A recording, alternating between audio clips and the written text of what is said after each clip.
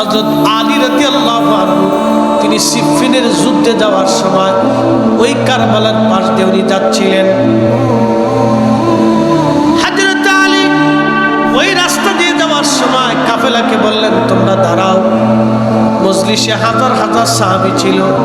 হযরত আলী রাদিয়াল্লাহু আনহু উটের পিঠ থেকে তিনি নামলেন।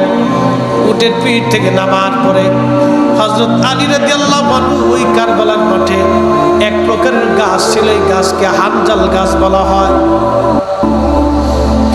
এই হানজাল গাছের পাশে গেলেন।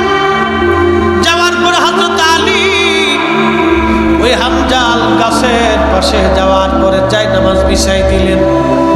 বিছাইয়া হযরত আলী 2 রাকাত নামাজ আদায় করলেন।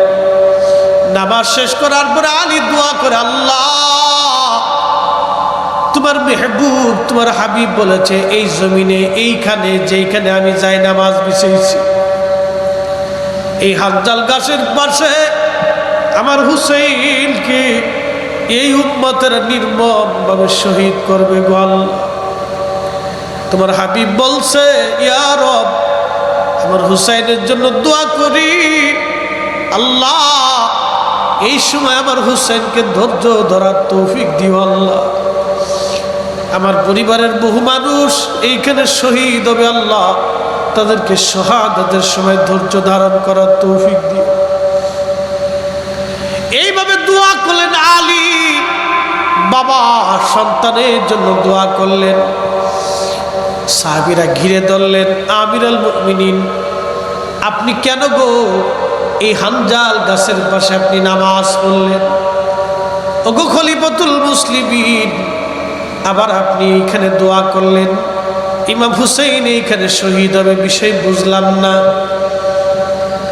হযরত আলী ডেকে বলে, সাহাবীরা রে, আমি রাসূল কারীমের পবিত্র জবান থেকে শুনছি হুসাইন এই হানজাল গাছের পাশে কারবালার ময়দানে তাকে নির্মমভাবে শহীদ করা হবে। আমি যেইখানে যাই নামাজ বিছাইছি এইখানে আমার হুসাইন শহীদ হয়ে যাবে গো। এইখানে আমার হুসাইনকে নির্মমভাবে হত্যা করা হবে, এইখানে আমার পরিবার পরিজনদেরকে হত্যা করা হবে। আল্লাহ রাসূল বলছে, আল্লাহর নবী আমাকে ঠিকানা দিয়ে রাখছে, সাহাবীরা রে তোমরা শোনো, তোমাদের শাহাদাতের পরে আসমানের নিচে জমিনের উপরে এদের মতো দামি শহীদ আর কোনোদিন হবে না। আমার হুসাইনের ডানে বামে পিছনে থেকে সেই দিন যারা জিহাদ করবে, মিথ্যার বিরুদ্ধে যারা দাঁড়াবে, আসমানের নিচে তারাই হবে সর্বশ্রেষ্ঠ শহীদ। সাহাবীদের শাহাদাতের পরে তারা দামি শহীদ হবে।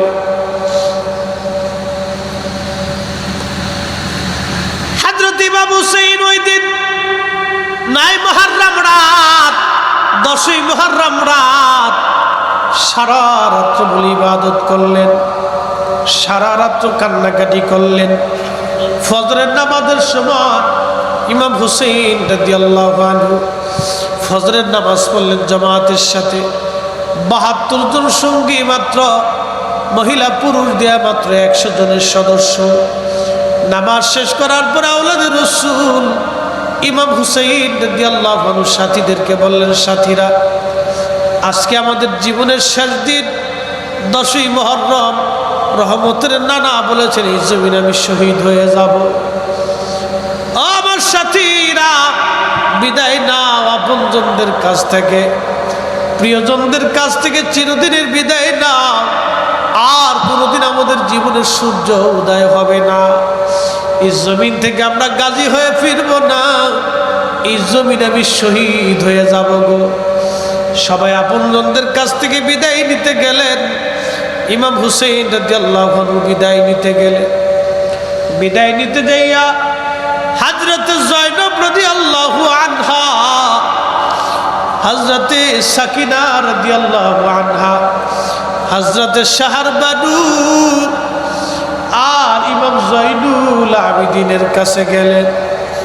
ইমাম জয়নুল আবিদিন বললেন, দুনিয়ার মানুষ কারবালার বেঁচে যাওয়া একমাত্র সাক্ষী আমি। আব্বাজান আমার কাছে আসলেন, আমার চুমা খাইলেন, আদর করলেন। আমি উঠে বসতে চাইছিলাম, বসতে পারি না। আমি আব্বাজানকে বললাম, আব্বাজান আমার ভাই ইমাম কাসেম এই ময়দানে ঘুমাইছে শহীদ হইয়া, আমার বড় ভাই আলী আকবর ঘুমায়। আব্বাজান আপনি আমারে বিদায় দেন, আমি যুদ্ধের ময়দানে শহীদ হইয়া। ইমাম হুসাইন চোখের মুখে চুমু খেয়ে বলো, বাবা রে, নানার উম্মতের জন্য তোমার দুনিয়ার মধ্যে রেখে যাচ্ছি। আল্লাহ রাসূল বলেন, আল খেলাফাতু সালাসুনা সানা, খেলাফত 30 বছর থাকবে, এরপরে মুলকিয়াত আসবে, রাজা বাদশারা আসবে, দুনিয়ার ভিতরে জুলুম হবে, ইসলামী হুকুমত দুনিয়ার মধ্যে থাকবে না। 30 বছর খেলাফত থাকবে। ইমাম হুসাইন রাদিয়াল্লাহু আনহু, আহা, সেই দিন থেকে কতটা নির্মমভাবে শহীদ করা হয়েছিল। ইমাম জয়নুল আবেদিনকে আমি আমার নানার উম্মতের জন্য রেখে গেলাম। জয়নুল আবেদিন